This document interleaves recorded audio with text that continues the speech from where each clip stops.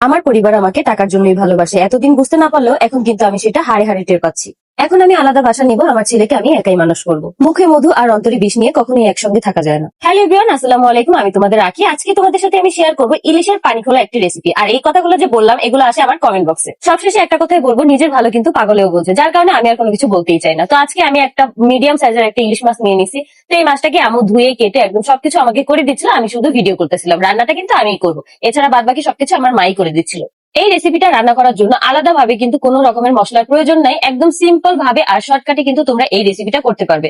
এই রেসিপিটা সবার ভালো লাগবে কিনা এটাও কিন্তু আমার ধারণা নাই, কিন্তু আমার কাছে বেশ ভালো লাগছে, সাথে আমার পরিবারের কাছেও। মাছটাকে আমি আধা ঘন্টা পরে রান্না করবো, যার কারণে আমু বলতেছিল যে একটু লবণ মেখে রাখলে আর কি ভালো থাকবে। তো যেই কথা সেই কাজ, আমু লবণ মেখে রেখে দিল। তো এখানে আমার লাগবে মরিচ বাটা। তো আমি এখন চাচ্ছিলাম না যে পাটা পুটটায় কোনো ঝামেলা করতে, এই জন্য আমি এই জিনিসটার মধ্যে এসে মরিচটাকে হালকা ভাবে পিষে নিচ্ছিলাম। হালকা আস্তে আস্তে থাকলেও কিন্তু কোনো রকমের কোনো ঝামেলা নাই। তো মরিচটাকে তোমরা যেভাবে পারো, ব্লেন্ডারে চাইলে ব্লেন্ডারে করতে পারো, অথবা পাটাকুটা, অথবা তোমাদের বাসায় যদি এই বাটনিটা থাকে সেটাতেও কিন্তু তোমরা করতে পারবে। আর লাগবে পেঁয়াজের বাটা। তোমরা কিন্তু চাইলে এই বাটাটা পাটাও করতে পারবে, চাইলে তোমরা ব্লেন্ডারেও করে নিতে পারবে। আমাদের বাসায় আগে থেকেই হচ্ছে আম্মু এই বাটাটা করে রাখছিল, যার কারণে আমার পেঁয়াজ বাটা নিয়ে কোনো রকম ঝামেলা করা লাগেনি। এখানে কিন্তু চাইলে তোমরা সয়াবিন তেলও ব্যবহার করতে পারবে, যেহেতু আমার বাসায় সরিষার তেল ছিল আর ভাবলাম যে ইলিশ মাছের মধ্যে সরিষার তেলটা যায়, এই জন্য আমি দিয়ে দিছি। আর এখানে মরিচ বাটা, তারপর হচ্ছে পেঁয়াজ বাটা আর পরিমাণ মতো লবণ দিয়ে দিলেই কিন্তু এনাফ। আর বাড়তি কোনো মশলার কোনো প্রয়োজনই নাই। তো প্রথমেই আমি আর কি সরিষার তেলটা দিয়ে দিছি পরিমাণ মতো, তারপরে আমি এখানে দিয়ে দিব পেঁয়াজ বাটা। আমি এখানে সবটুকু পেঁয়াজ বাটাই দিয়ে দিছিলাম। তো আমি ভাবছিলাম যে হয়তো বেশি হবে, কিন্তু না, শেষমেশে দেখলাম যে কমই হয়েছে। একদম পরিমাণ মতোই কিন্তু হয়ে গেছে, যার কারণে আমি আর আলাদা ভাবে পেঁয়াজ বাটা অ্যাড করিনি। তো তারপরে আমি এখানে সবটুকু মরিচ বাটা দিয়ে দিব। এখানে আরেকটু মরিচ বাটা প্রয়োজন ছিল, কিন্তু আমি দেইনি, কারণ আমাদের বাসার সবাই ঝাল একটু কম খায়, আমি তারপরেও বেশি খাই। তো এই যে এখন আমি মরিচ বাটাটাও সুন্দরভাবে দিয়ে দিব।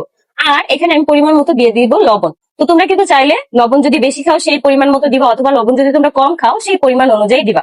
তারপরে এই মিশ্রণটাকে সুন্দরভাবে হাতে ভালোভাবে মেখে দিয়ে তারপর হচ্ছে তোমরা পরিমাণ মতো পানি এড করে দিবা। তো ইলিশ মাছের মাথাটা যেহেতু এখানে কাটা হয়নি ভালোভাবে, তো এই জন্য আমি ভাবলাম ভিতরে যেহেতু মশলাটা যাবে না, আমি সুন্দরভাবে ভিতরে মশলাটা ভরে দেই, তাহলে কিন্তু খুব সুন্দরভাবে ভিতরে চলে যাবে।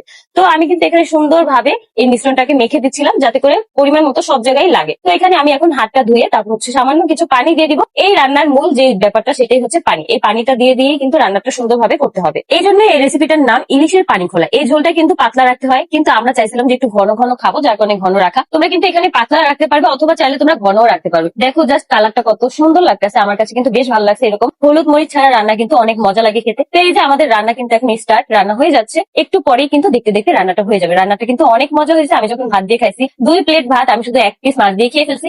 ব্লগটা কেমন লাগলো অবশ্যই কমেন্ট করে জানাও। আল্লাহ হাফেজ।